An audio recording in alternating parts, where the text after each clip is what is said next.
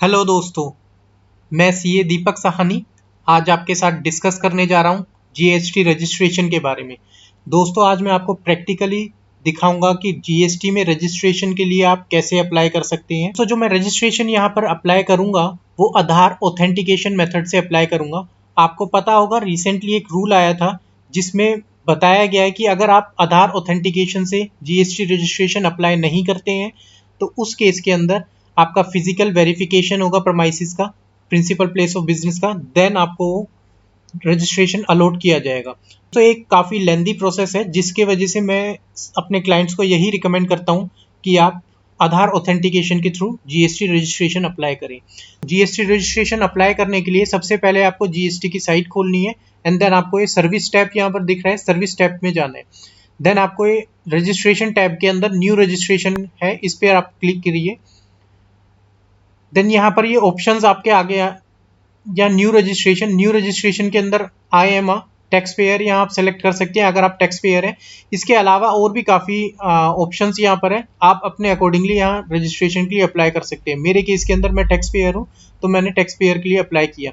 Then state, क्योंकि मेरी जो क्लाइंट है उसका रजिस्ट्रेशन मेरे को दिल्ली में कराना है तो मैंने दिल्ली सेलेक्ट किया है। देन आप डिस्ट्रिक्ट यहाँ पर सेलेक्ट कर सकते हैं। मेरे केस के अंदर ये साउथ दिल्ली है तो मैंने ये साउथ दिल्ली सेलेक्ट किया है। यहाँ पर लीगल नेम आपको डालना है। लीगल नेम आपको जो डालना है वो वही नेम डालना है जो आपके पैन कार्ड पे मेंशन्ड है, एज मेंशन्ड इन पैन। यहाँ आप देख भी सकते हैं इसको। देन आप यहाँ लीगल नेम डालेंगे, पैन नंबर आप डालेंगे इस कॉलम के अंदर। देन आपको यहाँ पर ईमेल एड्रेस आपको अपनी डालनी है। इसके अलावा आपको डालना है मोबाइल नंबर अपना। देन इसके बाद आप यहाँ कैप्चा कोड है ये आप कोड डाल सकते हैं एंड देन प्रोसीड करेंगे तो आपके सामने विंडो ओपन होगी जो आपको ओटीपी के लिए ओटीपी वहाँ पर आपको डालना पड़ेगा। ओटीपी आपको ईमेल एड्रेस वाला OTP as well as mobile वाला ओटीपी, आपको दोनों ओटीपी डालने पड़ेंगे। मैं आपको प्रैक्टिकली करके दिखाता हूँ। ये दोस्तों आप देख सकते हैं मैंने सारे कॉलम फिल कर दिए हैं एंड देन मैं प्रोसीड के लिए क्लिक कर रहा हूँ। आप देख सकते हैं प्रोसीड क्लिक करते ही मेरे सामने वेरीफाई ओटीपी का ऑप्शन आ गया है जिसमें मेरे को mobile OTP and then email OTP यहाँ पर एंटर करना होगा। Email OTP and mobile OTP आप एंटर करने के बाद यहाँ प्रोसीड्स करेंगे तो उस केस के अंदर आपको टीआरएन नंबर इन्फॉर्म कर दिया जाएगा जिसके बेस पे आपको पार्ट बी जीएसटी रजिस्ट्रेशन का फाइल करना पड़ेगा।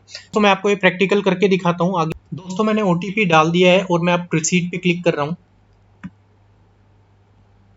आप देख सकते हैं मेरे पास मैसेज आ गया है जिस केस के अंदर यहाँ पर लिखा है कि मेरे को सक्सेसफुली मैंने सबमिट कर दिया है पार्ट ए रजिस्ट्रेशन का और मेरे को एक टेम्परेरी रेफरेंस नंबर भी अलॉट कर दिया गया है जिसके बेस पे मेरे को पार्ट बी इस रजिस्ट्रेशन एप्लीकेशन का फाइल करना होगा और वो पार्ट बी मैं 15 दिन के अंदर अंदर अप्लाई कर सकता हूँ। तो पार्ट बी अब आगे फिल करते हैं। मैं यहाँ पर प्रोसीड कर दूंगा। अब मेरे को जो यहाँ ऑप्शन आ रहा है आप देख रहे हैं कि न्यू रजिस्ट्रेशन की जगह टीआरएन पे आ रहा है। मेरे को यहाँ टेम्परेरी रेफरेंस नंबर एंटर करना पड़ेगा एंड देन अगेन मेरे को यहाँ पर कोड डालना पड़ेगा और उसके आगे मेरे को प्रोसीड करना है जिससे कि मेरा विंडो ओपन हो जाएगी जहाँ मैं पार्ट बी अपने रजिस्ट्रेशन के लिए फिल कर सकता हूँ। दोस्तों मैंने टीआरएन एंड अपना कैप्चा कोड जो है वो जो इस इमेज में आ रहा है वो मैंने कोड डाल दिया है एंड देन प्रोसीड कर रहा हूँ। आप प्रोसीड करते ही देख रहे हैं आपके सामने एक ओटीपी मांग रहा है। ओटीपी आपके जो मोबाइल नंबर और ईमेल आईडी पे गया होगा वो सेम ओटीपी होगा। आप कोई भी एक ओटीपी यहाँ पर डाल सकते हैं कहीं से भी लेके। यहाँ ओटीपी डालते ही आपको प्रोसीड पे क्लिक करना है। आप देख सकते हैं यहाँ पर आपके सामने सेव्ड एप्लीकेशन आ गई है। ये अभी मैंने जो आपके सामने पार्ट ए फिल किया था वही आ गया है। अब इस ड्राफ्ट को मेरे को फिल करने के लिए फर्दर पार्ट बी इसका फिल करने के लिए मेरे को एडिट यहाँ पर क्लिक करना होगा। आप देख सकते हैं एडिट क्लिक करते ही यहाँ आपके सामने फील्ड्स आ गई हैं। ये अलग अलग टैब है जिसमें मेरे को business detail, promoters partners detail, authorise signatory की डिटेल, ऑथराइज रिप्रेजेंटेटिव की details, principal place of business, additional place of business, goods और सर्विसेज किस में मैं डील कर रहा हूँ और कौन सी क्या नेचर है उन सर्विसेज का, स्टेट स्पेसिफिक इन्फॉर्मेशन कुछ है, आधार ऑथेंटिकेशन एंड देन वेरिफिकेशन। ये टैब्स यहाँ पर दिख रहे होंगे। अब मेरे को यहाँ पर कुछ डिटेल्स एंटर करनी पड़ेगी जो मेरे बिजनेस से रिलेटेड है। यहाँ ट्रेड नेम में आपको एंटर करना होगा आप किस नाम से बिजनेस करना चाह रहे हैं, आप यहाँ पर एंटर कर सकते हैं। नेक्स्ट आपको यहाँ पर डालना पड़ेगा कंस्टिट्यूशन ऑफ बिजनेस। मेरे केस के अंदर ये एक सोल प्रोप्राइटर पर्सन है, तो मैंने यहाँ प्रोप्राइटरशिप सेलेक्ट कर लेना है। आप अपने अकॉर्डिंग यहाँ देख सकते हैं कि आपका HUF है, local authority, other, partnership form, private limited company, public limited company, public sector undertaking, society है, स्टैट्यूटरी बॉडी है, अनलिमिटेड कंपनी है, कौन सी है वो आप यहाँ पर सेलेक्ट करके फिल कर सकते हैं। तो यहाँ डिस्ट्रिक्ट मेरा ऑटोमेटिकली आ रहा है, पार्ट ए में मैंने फिल किया था इसलिए यहाँ पर सेलेक्ट कर लिया इसने।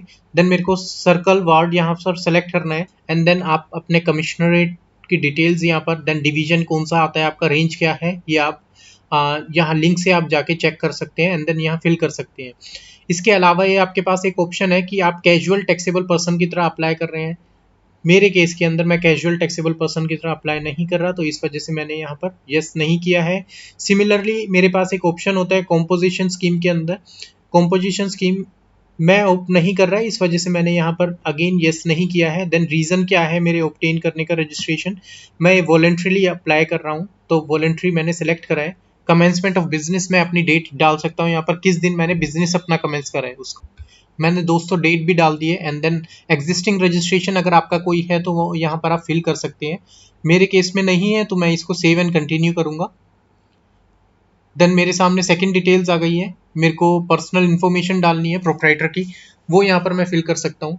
जो पार्ट ए में मैंने फिल की थी वो ऑलरेडी यहाँ फिल्ड अप आएगी।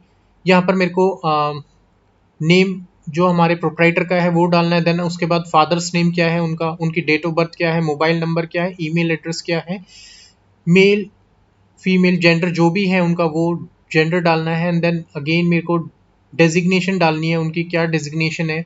आधार नंबर उनका मेरे को फिल करना होगा, जो आधार नंबर पहले यहाँ फिल किया जाता था लेकिन अब ये यहाँ पर फिल ना होके इसके लिए एक सेपरेट टैब आ चुका है, वहाँ पर मेरे को ये फिल करना होगा। देन मेरे को रेजिडेंशियल एड्रेस यहाँ पर फिल करना होगा, आप देख सकते हैं रेजिडेंशियल एड्रेस फिल करने के लिए यहाँ पर कॉलम सी है। इसके बाद मेरे को यहाँ पर उनकी एक फोटोग्राफ अपलोड करनी होती है, और अगर सेम पर्सन मेरा ऑथराइज सिग्नेटरी है तो मेरे को इसको यस करना पड़ेगा, अदरवाइज मेरे को नेक्स्ट स्टेप के अंदर ऑथराइज सिग्नेटरी की डिटेल डालनी पड़ेगी। तो दोस्तों आप इसको फिल कर सकते हैं, मैं भी इसको फिल कर देता हूँ। आप देख सकते हैं दोस्तों मैंने ये सारी इन्फॉर्मेशन अपलोड कर दी है, यहाँ पर फिलअप कर दी है। एंड देन डॉक्यूमेंट अपलोड कर दिया मैंने, यहाँ फोटो अपलोड जो करनी थी। ऑथराइज सिग्नेटरी सेम पर्सन है, इस वजह से मैंने यहाँ यस कर दिया है।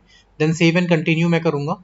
मेरे सामने ऑथराइज सिग्नेटरी की डिटेल मांग रहा है, जो कि ओनर है इस बिजनेस का, वो सेम पर्सन ही ऑथराइज सिग्नेटरी है, इसलिए मैंने उस यहाँ पर टिक कर दिया है primary authorise signatory. Then detail यहाँ पर ऑटोमेटिकली फिल अप आएगी क्योंकि मैंने ऑलरेडी वो इन्फॉर्मेशन डाल दी है, और यहाँ पर लिखा भी है कि proof of signatory is not required for proprietor, जो कि ऑथराइज सिग्नेटरी भी है। तो मेरे केस के अंदर क्योंकि ये कंडीशन सेटिस्फाइड हो रही है, मेरे को यहाँ कोई इन्फॉर्मेशन अपलोड करने की ज़रूरत नहीं है, कोई प्रूफ अपलोड करने की ज़रूरत नहीं है। देन मैं सेव एंड कंटिन्यू करूँगा। ये आपसे अगेन पूछता है कि क्या आपका ऑथराइज रिप्रेजेंटेटिव कोई है, क्या अगर है तो आपको यहाँ यस करना होगा, अदरवाइज आप नो रहने दे सकते हैं। मेरे केस के अंदर क्योंकि कोई ऑथराइज रिप्रेजेंटेटिव नहीं, तो मैं यहाँ पर नो रहने दूंगा। दोस्तों आपको ये बता दूं, ये ऑथराइज रिप्रेजेंटेटिव और ऑथराइज सिग्नेटरी दोनों में फ़र्क है, तो यहाँ पर आप ध्यान से फील्ड सेलेक्ट करें यहाँ पर। तो मेरे केस के अंदर ये भी नो है, मैं यहाँ पर सेव एंड कंटिन्यू करूँगा। अब ये आपसे प्रिंसिपल प्लेस ऑफ बिजनेस का एड्रेस पूछ रहा है। जो इससे पहले हमने एड्रेस डाला था वो डाला था रेजिडेंशियल एड्रेस। रेजिडेंशियल एड्रेस हो गया आपका जहाँ पर आप स्टे करते हैं, जहाँ आप रिसाइड कर रहे हैं, जहाँ रहते हैं, वो एड्रेस था। ये बिजनेस का एड्रेस है, कहाँ पर आप बिजनेस कर रहे हैं, तो वो एड्रेस आपको यहाँ फिलअप करना होगा। देन उसके बाद आप यहाँ पर कॉन्टैक्ट इन्फॉर्मेशन डालेंगे, मोबाइल नंबर आपको डालना होगा।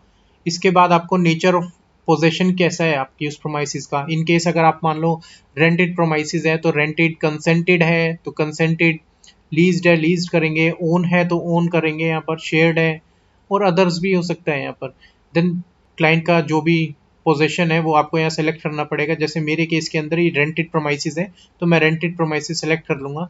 यहाँ पर मेरे को डॉक्यूमेंट्स क्या क्या देने पड़ेंगे ये आपके सामने लिस्ट आ गई है, ये डॉक्यूमेंट्स आप प्रोवाइड करा सकते हैं। मैं प्रिफर करूँगा कि यहाँ पर रेंट एग्रीमेंट आप सबमिट कर दीजिए, उसके साथ आप चाहें तो इलेक्ट्रिसिटी बिल भी लगा सकते हैं और एक NOC दे सकते हैं। यहाँ आप रेंट एग्रीमेंट सबमिट करके अपलोड कर सकते हैं। देन आप नेचर ऑफ बिजनेस एक्टिविटी यहाँ से सबमिट कर सकते हैं।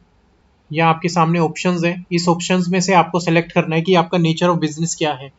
तो मेरे केस के अंदर ये सप्लायर ऑफ सर्विस है, तो मेरे को यहाँ सप्लायर ऑफ सर्विस करना होगा।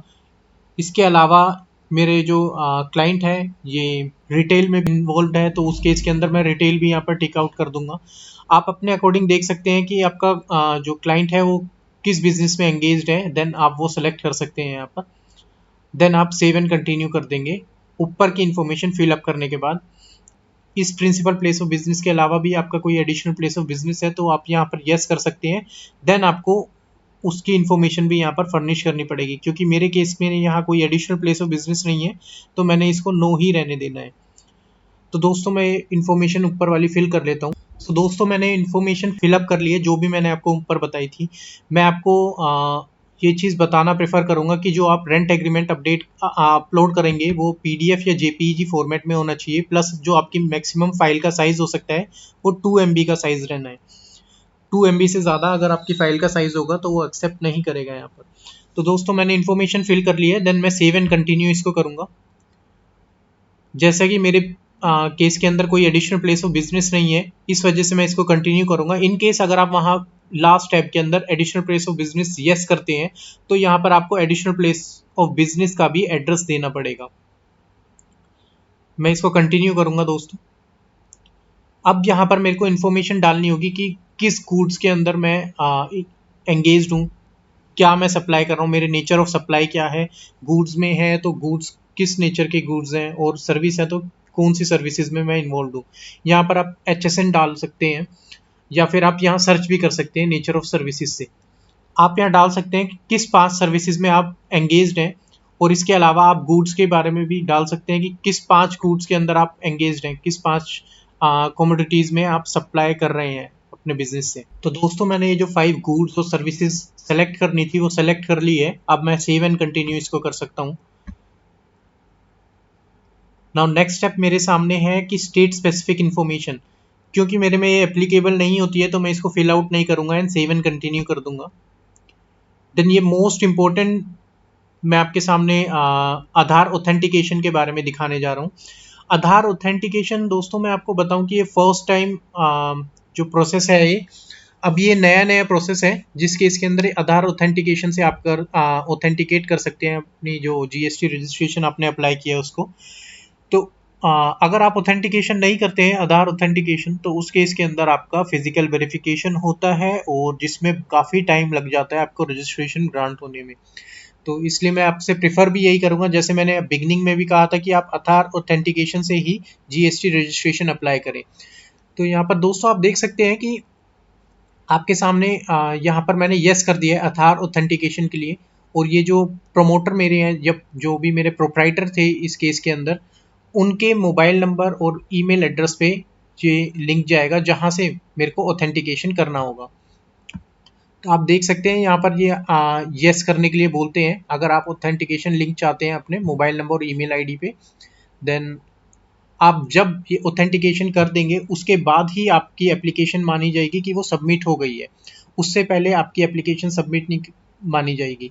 और दोस्तों जब ये ऑथेंटिकेशन सबमिट हो जाएगा उसके बाद से 3 दिन जो ऑफिसर के पास टाइम होता है रजिस्ट्रेशन ग्रांट करने का, वहाँ से 3 दिन कैलकुलेट किया जाएगा, ना कि जिस दिन आप अप्लाई कर रहे हो। तो मेन आपका यहाँ पर क्राइटेरिया है कि आधार ऑथेंटिकेशन होना ज़रूरी है, और वो आधार ऑथेंटिकेशन के बाद ही 3 दिन कंटिन्यू काउंट करेगा। मैं यहाँ पर सेव एंड कंटिन्यू कर रहा हूँ दोस्तों। देन मेरे से वार्निंग भी आई है मेरे सामने, आप देख सकते हैं कि आपने जो ऑप्टेड किया है यस के लिए, और जो आपने मोबाइल नंबर और ईमेल एड्रेस दिया है प्रोमोटर्स का, क्या वो लिंक है आधार से? इन केस है तो उस केस के अंदर मैं यहाँ पर ओके कर सकता हूँ। देन दोस्तों लास्ट मेरे पास टैब है वेरिफिकेशन टैब। यहाँ पर मेरे को सेलेक्ट करना होगा, मैं वेरीफाई कर रहा हूँ कि जो भी मैंने डिक्लेरेशन दी है वो बेस्ट ऑफ माई नॉलेज है। देन मैं यहाँ पर जो ऑथराइज सिग्नेटरी है उनका नाम यहाँ पर एंटर कर दूंगा। ये ड्रॉप डाउन के बाद उनका नाम रिफ्लेक्ट कर जाएगा। देन यहाँ प्लेस में एंटर कर दूंगा न्यू दिल्ली, एंड देन इसके बाद मेरे पास 2 ऑप्शन आ जाएंगे, submit with DSC and submit with EVC. दोस्तों आपको पता ही होगा कि ईवीसी से अगर मैं सेलेक्ट सबमिट करता हूं तो उस केस के अंदर मेरे मोबाइल या ईमेल एड्रेस पे जो ओटीपी आएगा वो मेरे को यहाँ एंटर करना पड़ेगा, जिसके बाद मेरी एप्लीकेशन सबमिट हो जाएगी। एंड उसी मेल आईडी पे और मोबाइल नंबर पे जो मैंने यहाँ पर सबमिट किया है एक ऑथेंटिकेशन कोड जाएगा जिससे मेरे को आधार वेरीफाई करना पड़ेगा। तो अगर ये कंपनी होती तो मेरे को कंपलसरी है कि मैं डीएससी से सबमिट करूंगा एप्लीकेशन। इन केस आप प्रोपराइटर के केस में भी आपके पास डीएससी है तो आप डीएससी से भी इसको सेलेक्ट कर सकते हैं और सबमिट कर सकते हैं एप्लीकेशन। तो दोस्तों मैं ईवीसी से इसको सबमिट कर रहा हूँ। तो दोस्तों आपने यहाँ ओटीपी डालने के बाद इसको वैलिडेट कर सकते हैं। वैलिडेट ओटीपी कर रहा हूँ मैं। ओटीपी सबमिट करते ही मेरे सामने सक्सेस का मैसेज आ गया है, थैंक यू फॉर सबमिशन यहाँ पर लिखा हुआ है। और अब जो आपकी एक्नॉलेजमेंट ARN नंबर है वो आपके रजिस्टर्ड मेल आईडी और मोबाइल नंबर पर मेल कर दिया जाएगा। इसके बाद का प्रोसीजर क्या है वो मैं आपको बता देता हूँ। इसके बाद आपके मेल आईडी पे एक लिंक आएगा जिसको आप ओपन करेंगे और आप आधार ऑथेंटिकेशन वहाँ पर करेंगे। मैं आपके सामने वो भी प्रैक्टिकली करके दिखाता हूँ। ये मेल आ गया है जो कि do-not-reply@gst.gov.in से आया है। इस मेल के अंदर मेरे पास एक लिंक है जिससे मैं आधार eKYC ऑथेंटिकेशन कर पाऊंगा और ये लिंक जो होता है ये वैलिड रहता है 15 दिनों के लिए। अब दोस्तों यहाँ पर आप देख रहे हो please click the following link, click here लिखा है, मैं इस पर क्लिक करने वाला हूँ। तो दोस्तों जैसे ही मैंने क्लिक हेयर पे क्लिक किया तो मेरे पास ब्राउजर के अंदर ये विंडो ओपन हो गई है जिसमें लिखा है डू योर eKYC, जिसमें मेरा TRN नंबर भी मेंशन्ड है, लीगल नेम क्या है बिजनेस का वो भी मेंशन्ड है, name of primary authorise signatory भी मेंशन्ड है और हमारा रजिस्ट्रेशन के अंदर क्या मैंने रजिस्ट्रेशन एप्लीकेबल ने नाम दिया है वो भी यहाँ पर मेंशन है। मैंने रजिस्ट्रेशन एप्लीकेशन में क्या नाम दिया है वो भी यहाँ पर मेंशन्ड है। तो मेरे को यहाँ पर उनको कंसेंट देनी है। कंसेंट ऑथेंटिकेशन में लिखा है I the holder of Aadhaar number to be mentioned below hereby give my consent to GSTN to obtain my Aadhaar number and name for authentication with UIDAI। दोस्तों इस पे क्लिक करने के बाद मेरे पास यहाँ ऑप्शन है आधार नंबर पे क्लिक करने का। जैसे मैंने आधार नंबर पे क्लिक करा यहाँ एंटर आधार करने के लिए मेरे को कॉलम आ चुका है जिसके अंदर मेरे को आधार एंटर करना होगा और वैलिडेट आधार नंबर करना होगा। तो दोस्तों मैं करके आपको दिखा देता हूँ कैसे वैलिडेट हो गए। मैंने टैक्स पेयर का आधार नंबर यहाँ पर डाल दिया है। अब मैं वैलिडेट आधार नंबर करूंगा। ओटीपी सक्सेसफुली सेंड, और अब यहाँ पर मेरे को ओटीपी डालना पड़ेगा जिसके बाद मैं इसको वैलिडेट करूंगा तो मेरा ये ऑथेंटिकेशन कंप्लीट हो जाएगा। तो मैंने यहाँ ओटीपी डाल दिया है, अब मेरे को वैलिडेट ओटीपी पे क्लिक करना होगा। आप देख सकते हैं Aadhaar has been successfully verified for eKYC authentication. आप ओके कर सकते हैं यहाँ पर। अब नीचे आप देख सकते हैं डिटेल ऑफ आधार होल्डर भी यहाँ पर नीचे आ जाएगी, आधार ऑथेंटिकेशन, और नीचे आप देख सकते हैं आधार होल्डर्स की जो भी डिटेल्स हैं वो नीचे आप स्क्रीन के नीचे आपको दिख जाएगी। जैसे मेरे केस के अंदर यहाँ स्क्रीन के नीचे डिटेल्स आ रही हैं। तो ये था हमारा जीएसटी रजिस्ट्रेशन का फुल प्रोसेस जिसके अंदर मैंने आपको पूरा कंप्लीट रजिस्ट्रेशन दिखाया है विद न्यू मेथड जो हमारा आधार ऑथेंटिकेशन मेथड है। आपका जीएसटी रजिस्ट्रेशन सक्सेसफुली अप्लाई हो चुका है और आपको अगले 3 दिन के अंदर जीएसटी रजिस्ट्रेशन ग्रांट कर दिया जाएगा। तो right now this is end of this video. Thanks for listening. God bless you all.